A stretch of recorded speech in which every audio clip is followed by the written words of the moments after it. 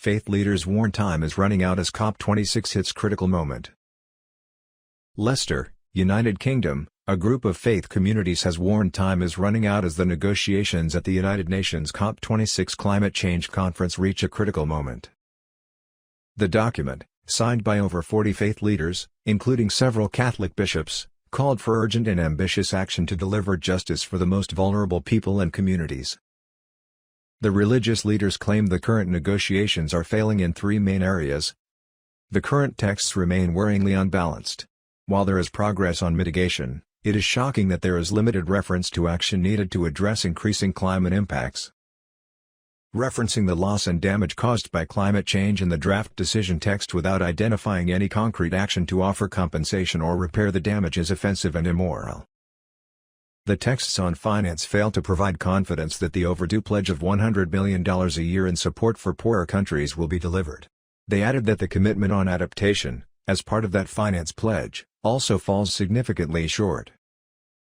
The current text does not address the fact that most public finance comes in loans, which are adding to the burden of debt for climate-vulnerable countries, nor the challenges on access, the religious leaders continued.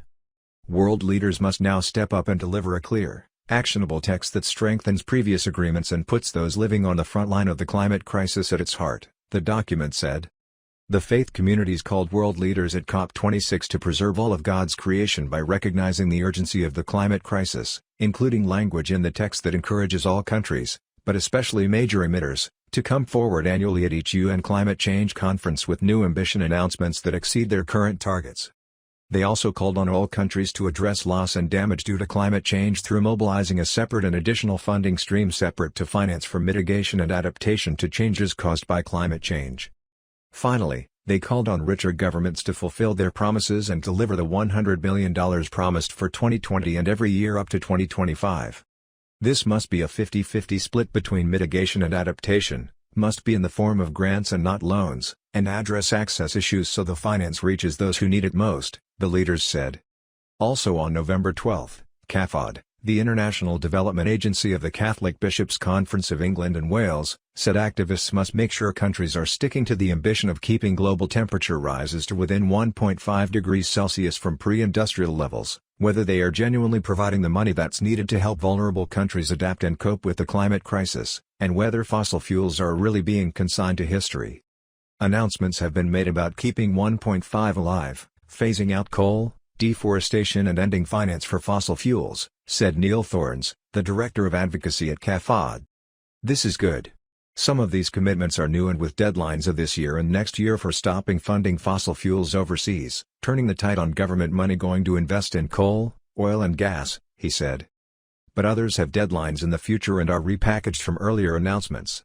For communities living with the reality of climate change, it's the implementation of these things that is critical.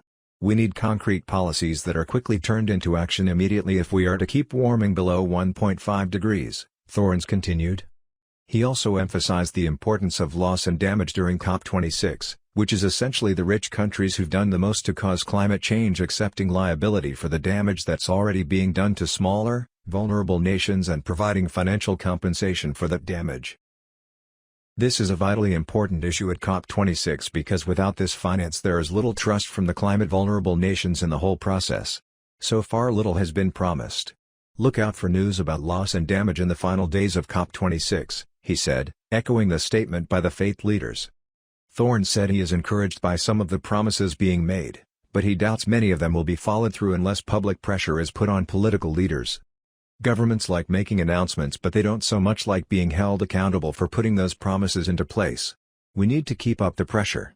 COP26 is about building for the future. We need to keep making our voices heard, he said.